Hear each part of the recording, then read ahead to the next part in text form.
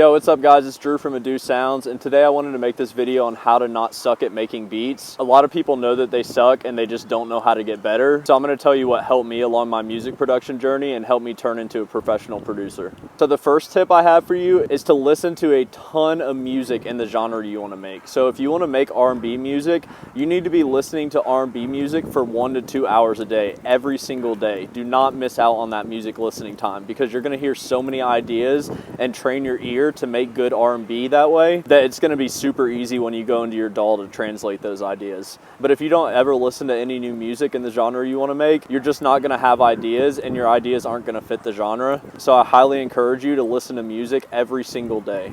The next tip I have for you guys is to try remaking your favorite beats. So download your favorite song and pull it into your DAW and try to just remake the entire beat. Everything from the drums to the melody to the structure of the song, the arrangement. Get the mix as good as your reference beat and just try to exactly copy some stuff. And that's not to say you want to copy other people's music when you're actually making your own beats, but this technique will get you really good at making what you hear in your head. So when you have your own original idea, you know exactly how to make it. So the next tip I have for you is to learn from a mentor.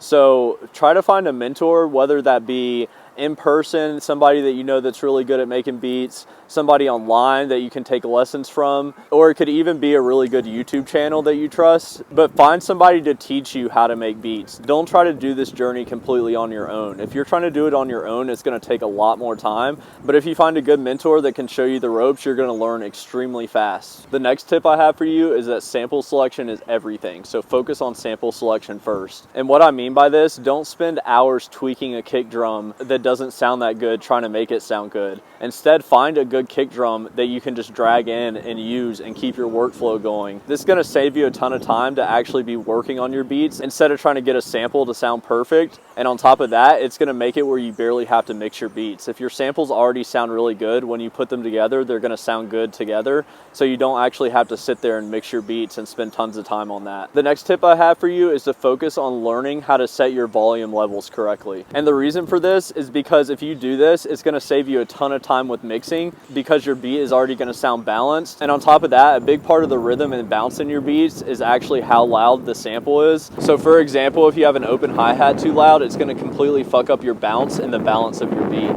So make sure you really focus on that before anything else. The next tip I have for you is to make your beat sound as good as possible with as little sounds as possible. So what I mean by this is a lot of people try to add like 1,000 sounds to their beats, like all kinds of different percussion, layering 2 kicks together, making their melody extremely busy with a ton of different sounds. And all this does is fuck up your mix, and also makes it where no artist is ever going to want to get on your beats because they literally don't have room to. So you want to make sure you leave plenty of room for the artist to put a top line on it. So make sure you're challenging yourself to make good beats with as few sounds as possible. The final tip I have for you guys is to master the art of songwriting and arrangement. This is one way to make your beats sound super professional if they're arranged correctly. And on top of that, it can make your beats hit a lot harder. And what I mean by this is, for example, I like to start the beat with the busiest section of the melody, and then when the drums come in, pull out a lot of the melody so it's very simple, because it'll make your drums have an impact and hit a lot harder. So try different arranging techniques and try to master this skill. That's it for this video. I hope you guys enjoyed that and got some tips out of it. I've been producing music for over 15 years, and honestly, it took me way longer to get good than it should have because I just wasn't doing the correct things. And once I started focusing on these techniques, my production leveled up tenfold.